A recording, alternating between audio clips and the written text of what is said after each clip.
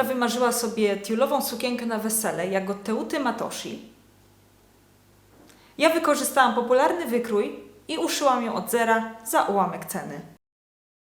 Cześć, mam na imię Michalina i dzisiaj mam dla Was projekt naprawdę specjalny. Duża rzecz, dosłownie i w przenośni. Zobaczycie, jak szyję wielką sukienkę na wesele dla mojej siostry, którą uszyłam dla niej i dałam jej na urodziny. Wykorzystałam popularny wykrój Rose Cafe Bustier od Daria Patternmaking i każdemu polecam jego zakup, bo jest bezbłędny i można z nim naprawdę zrobić cuda. Już raz uszyłam kiedyś taką sukienkę dla siebie, też na wesele mojej przyjaciółki. I żeby Was nie skłamać, była to czwarta sukienka, jaką w życiu w ogóle uszyłam. I w ogóle czwarta część ubrania, jaką kiedykolwiek uszyłam. Jest to jeden z najlepszych wykrojów, jaki można komercyjnie dostać i jest mega precyzyjny i mega przyjazny nawet początkującym. Ten film to pierwsze nagranie, jakie kiedykolwiek nagrałam z myślą, że kiedyś to zmontuję i opublikuję na YouTube. I jesteśmy tu dziś. Nie miałam wtedy mikrofonu, więc wybaczcie, ale cały film jest z moim lektorem. Jeżeli chcecie zobaczyć, jak powstało to zapraszam do oglądania. Do uszycia sukienki będą mi potrzebne następujące materiały. Tkanina główna, u mnie to satyna poliestrowa o średniej gęstości, tiul właściwy, miękki tiul sukienkowy w kolorze bordowym z błyszczącą nicią dającą efekt brokatu, podszewka halka, lekka czarna satyna poliestrowa, miękki czarny tiul do nadania objętości, gruby sztywny tiul halkowy. Ponadto flizelina termoprzylepna do ustabilizowania głównych części gorsetu, fiszbiny proste o szerokości 4 mm, u mnie plastikowe, choć można użyć metalowych, fiszbiny miseczkowe, taśma na fiszbiny miseczkowe, czyli tunele do ich umieszczenia, taśma z flizeliny termoprzylepnej do wzmocnienia krawędzi, moja ma szerokość 1 cm, choć polecam szerszą, gotowe miseczki gorsetowe, później wymieniłam je na większe, bo początkowe były za małe. I oczywiście wykrój Rose Cafe Bustier Dress od Daria Patternmaking. Używam tylko górnej części. No i zamek ryty. Zaczynam od wykrojenia spódnic z koła, podszewki oraz głównej bordowej warstwy. Ponieważ spódnice cięte z koła muszą powisieć przynajmniej 24 godziny, by naturalnie się rozciągnęły. Fragmenty cięte po skosie, czyli pod kątem 45 stopni względem nitki prostej tkaniny, mają tendencję do deformacji pod wpływem grawitacji. Zobaczycie to później. Satynę podszewkową składam na pół i wycinam połowę koła oraz 2/4. Całość tworzy pełne koło. Przy obliczeniach używam wzoru na obwód koła, 2 pier, gdzie wynik to obwód talii. Przygotowałam ćwiartkowy wykrój, ale możecie też stworzyć tylko fragment pokazujący wycinek odrzucany od góry o promieniu R z wyliczeń, a długość spódnicy ustalić miarą. Moja spódnica ma długość 75 cm.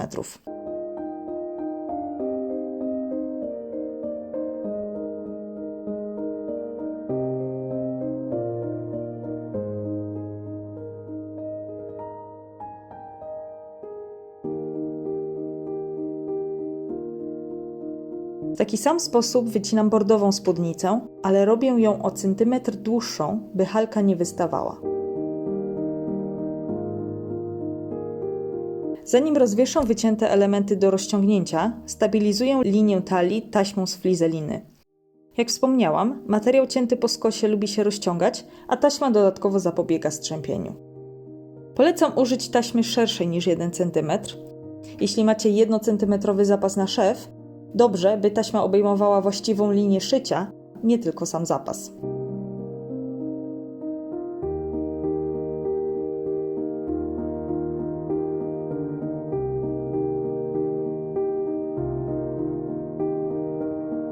Elementy spódnicy zawieszam na minimum 24 godziny. U mnie wisiały 2 dni. Podczas gdy spódnica odpoczywa, zajmuję się konstrukcją gorsetu. Zaczynam od uprasowania tkaniny. Gładka powierzchnia pozwala na precyzyjniejsze wycinanie. Aby łatwiej podkleić elementy, polecam zaprasować flizelinę na większym fragmencie materiału, a dopiero potem z niego wycinać. Co prawda zostaje więcej odpadu, ale praca, zwłaszcza z satyną, jest znacznie łatwiejsza. Elementy wykroju odrysowuję na złożonym na pół materiale. Nie tworzę miseczek od podstaw, jak w tutorialu Darii. Używam gotowych, więc dopasowuję górną część gorsetu do ich kształtu. Cierpliwie wycinam wszystkie elementy. Gdyby nie całościowe podklejenie materiału flizeliną, efekt byłby dramatyczny. A tak, cięcia są precyzyjne i schludne.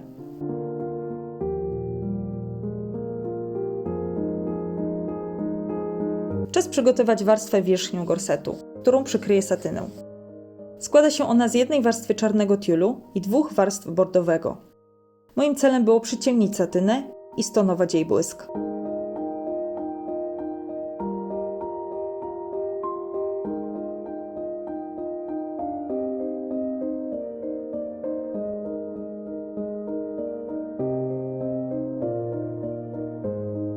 Tiul fastryguję ręcznie do satyny. Od teraz tę warstwę traktuję jako jedną. Montaż gorsetu zaczynam od miseczek, zgodnie z instrukcją autorki wykroju. Zszywam.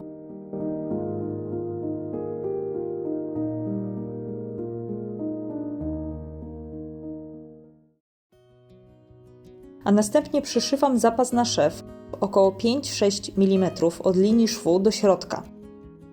Szef pełni również funkcję estetyczną. Następnie przyszywam górną część miseczek, dopasowując znaczniki.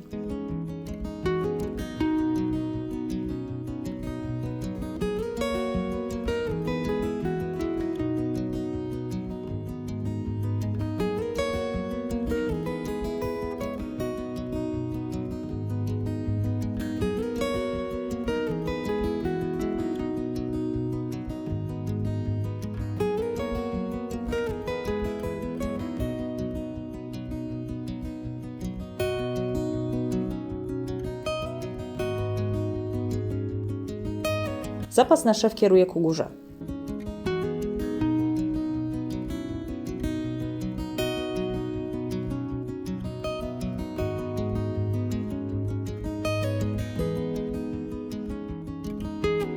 Gotowe miseczki zalecam zaprasować na czymś okrągłym, by nabrały formy.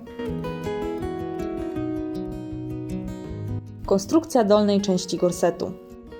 Chcę, by tunel na fiszbinę znalazł się centralnie, więc nieco przesuwam 2 środkowe elementy względem siebie.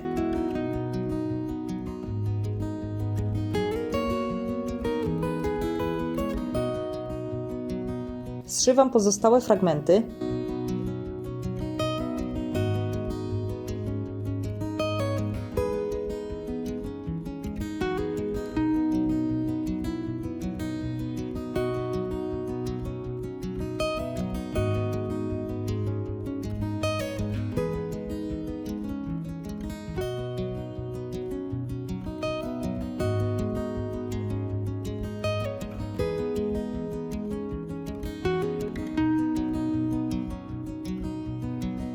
Zapasy na szef zaprasowuję, ostatnie na tył, wszystkie inne na przód.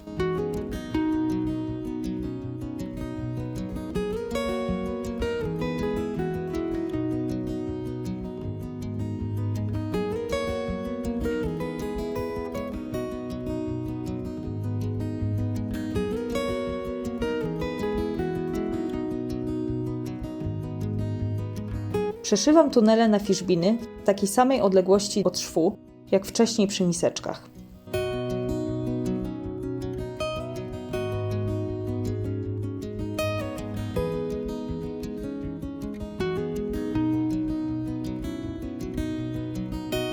Poza kamerą zszyłam też podszewkę oraz przykleiłam taśmę flizelinową na krawędziach dla stabilizacji. Łączę podszewkę z wierzchnią warstwą gorsetu prawymi stronami do siebie, przyszywając tylko we wskazanych miejscach. Wykonuję understitching, czyli podszycie brzegowe. Dzięki niemu podszewka nie wychodzi na zewnątrz i ładnie układa się od środka.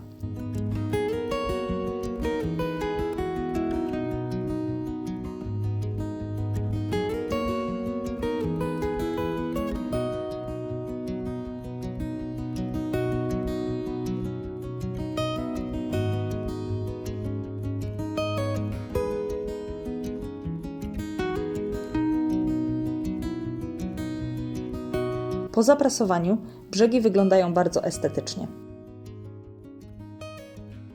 Na tym etapie wprowadzam zmianę względem tutorialu Darii. Moja siostra chciała, by gorset był wiązany. Skracam więc tylne elementy i przechodzę do przygotowania wiązania.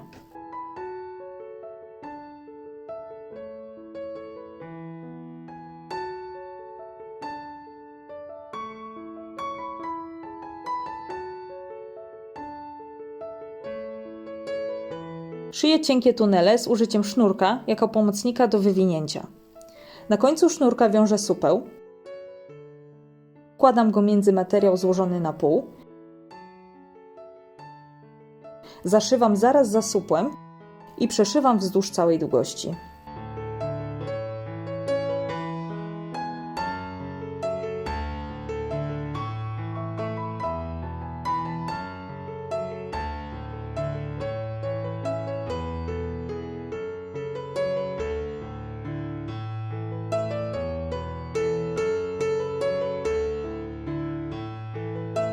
Aby wywinąć tunel na prawą stronę, pociągam za sznurek. Po chwili mamy gotowe ramionczko lub wstążkę.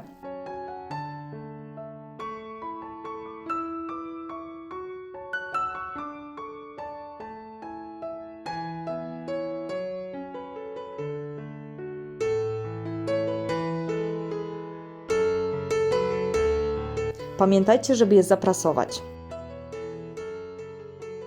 Z powstałej wstążki wycinam 9 pętelek do wiązania i przyszywam je w równych odstępach. Wykańczam gorset.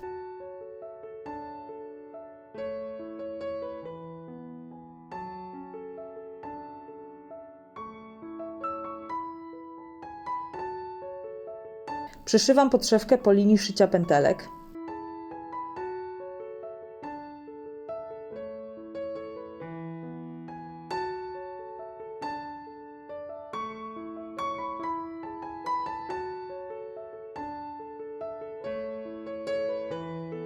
Odcinam nadmiar i wywracam całość na prawą stronę.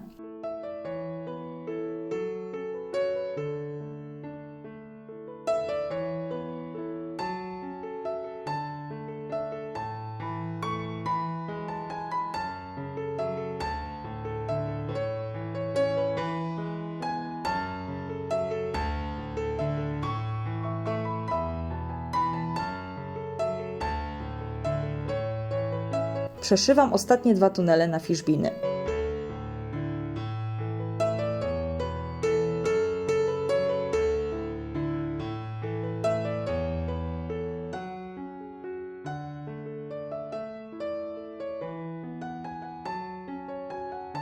W międzyczasie, przy telewizorze, ręcznie fastryguję wierzchnie miseczki do gotowych wkładek.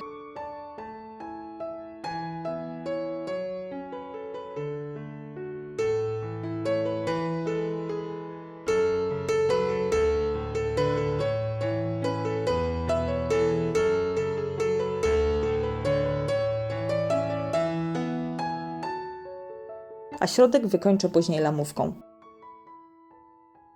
Czas przyszyć miseczki do gorsetu. Nacinam wklęsłe zaokrąglenia gorsetu, by łatwiej dopasować wypukłe miseczki. Spinam elementy szpilkami. Wymaga to skupienia, żeby krawędzie i szwy dobrze do siebie pasowały.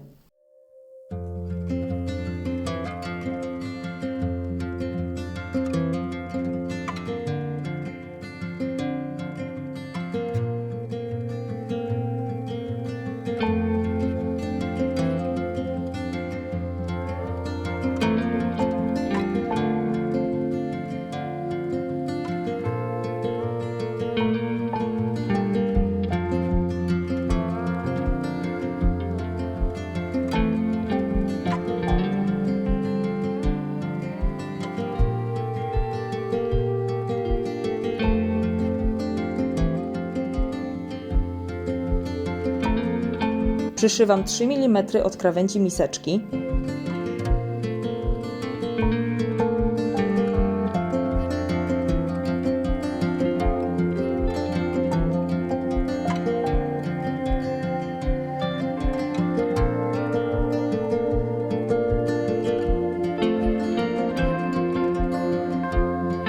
A następnie robię dekoracyjny szef 5-6 mm od granicy Jest tylko ozdobny, ponieważ taśmę na fiszbiny przyszyję ręcznie.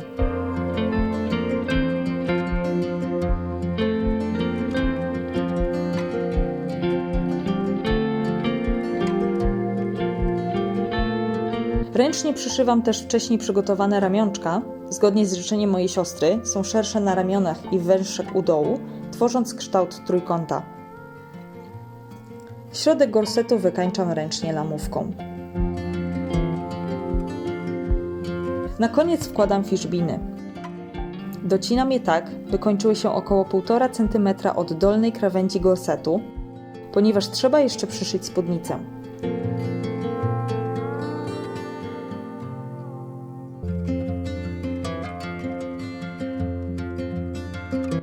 Końcówki plastikowych fiszbin zaokrąglam, delikatnie topiąc je nad ogniem.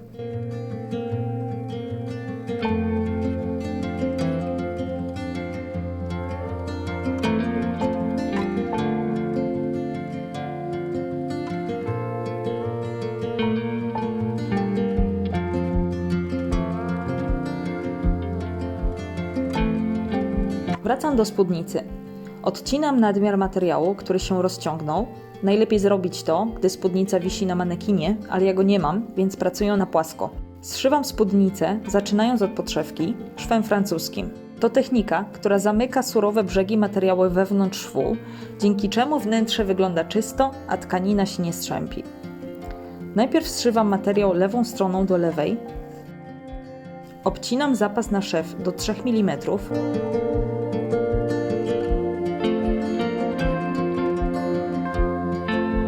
Zaprasowuję na jedną stronę.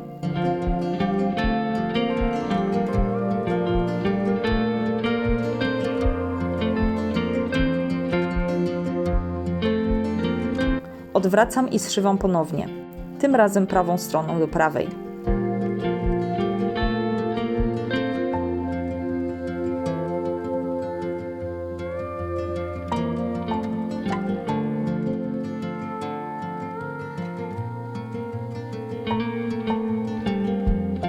Efekt? Czysty, zamknięty szef.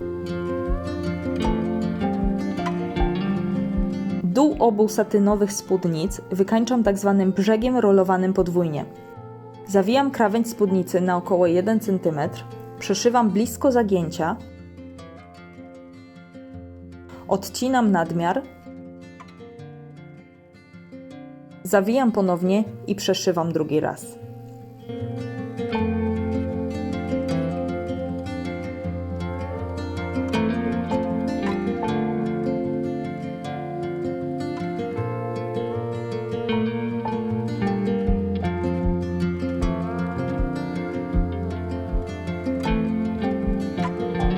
Klucz do sukcesu? Dokładne zaprasowanie brzegu po łuku. Czarna spódnica będzie pełnić jednocześnie funkcję podszewki i halki. Z grubego, sztywnego tiulu halkowego wycinam pasy o szerokości 30 cm. Po ich połączeniu otrzymuję pas o długości około 10 metrów.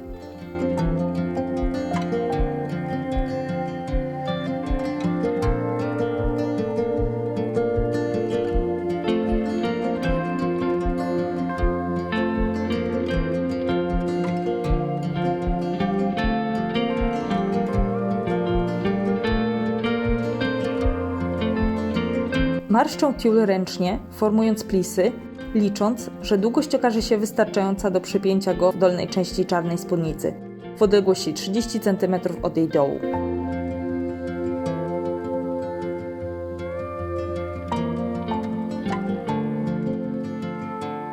Z cienkiego czarnego tiulu wycinam 2 warstwy spódnicy z koła.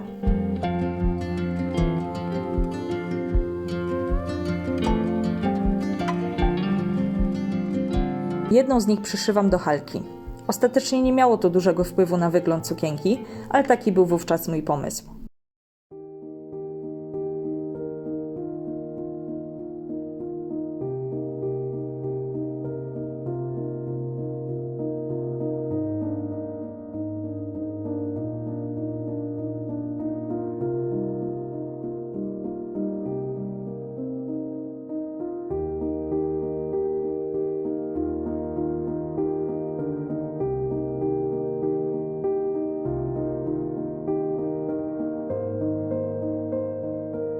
Drugą warstwę czarnego tiulu doszywam do spódnicy z bordowej satyny. Podobnie jak w przypadku gorsetu, celem jest przyciemnienie materiału.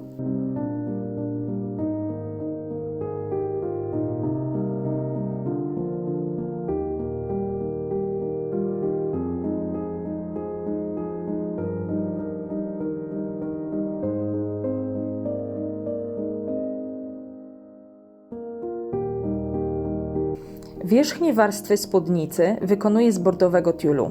Chciałam, aby miała ona większą objętość w talii, więc zamiast ciąć z koła, wykorzystuję prostokątne pasy o szerokości 76 cm. Według moich obliczeń po zszyciu miałam otrzymać około 6 metrów tiulu, ale gdzieś po drodze coś poszło nie tak i ostatecznie wycięłam aż 12 metrów.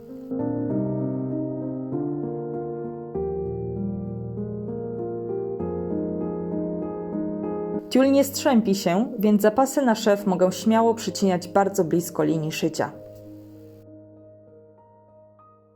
Aby zmarszczyć dowolny materiał, należy wykonać 2 równoległe ściegi o maksymalnej ich długości według naszej maszyny, bez szycia wstecznego na początku i końcu. Warto użyć nici w kontrastowym kolorze. Ułatwia to późniejsze usunięcie ściegów pomocniczych.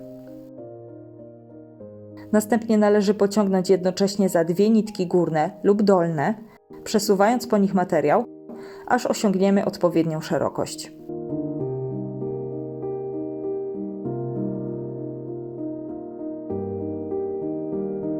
Zmarszczenie tych 12 metrów do wymiaru talii okazało się sporym wyzwaniem. Szczególnie nie orientując się jeszcze na tym etapie, że wcale nie potrzebuję aż tyle materiału. Do bordowej satyny, już wcześniej pokrytej czarnym tiulem, doszyłam poza kamerą jeszcze 2 warstwy spódnicy z koła, wykonane z bordowego tiulu, aby uzyskać większą objętość spódnicy. W pasie spódnicy, zarówno tiulowej, jak i satynowej, zaznaczam nacięciami 4 równe odcinki, co pomoże równomiernie rozłożyć marszczenia.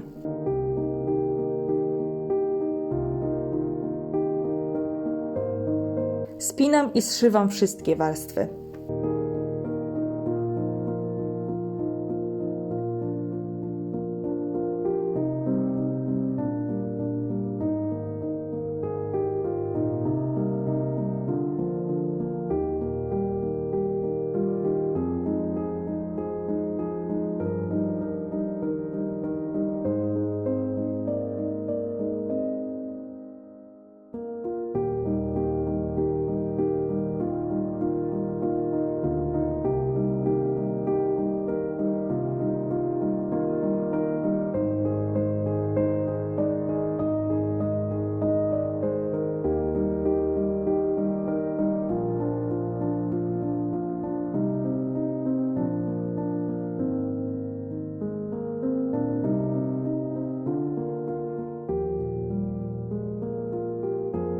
Przyszywam spódnicę do gorsetu, pozostawiając jednak podszewkę jeszcze nie zszytą.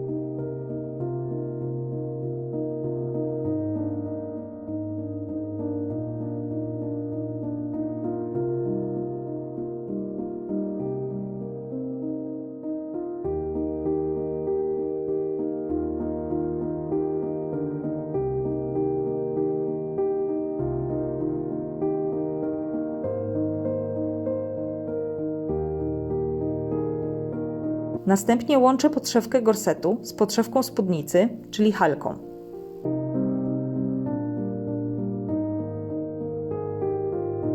Na samym końcu wszywam zamek kryty, przechodząc przez wszystkie warstwy spódnicy z wyjątkiem halki. Te obszywam wokół zamka ręcznie. Na tym etapie projektu miałem już ewidentnie dość, co widać po minimalnej ilości materiału, który nagrałam. W opisie załączę Wam tutorial wszywania zamka krytego, również od Darii. Sukienka jest skończona. Zapraszam do prezentacji efektu końcowego.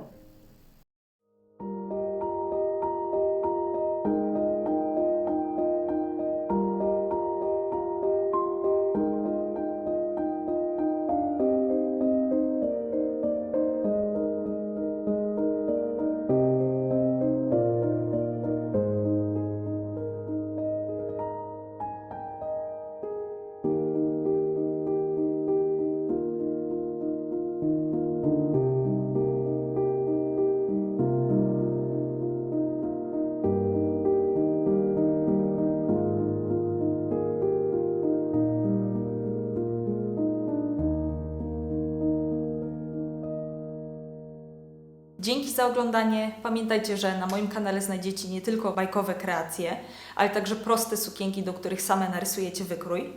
Więc zostańcie na dłużej, subskrybujcie i do zobaczenia w kolejnym filmie.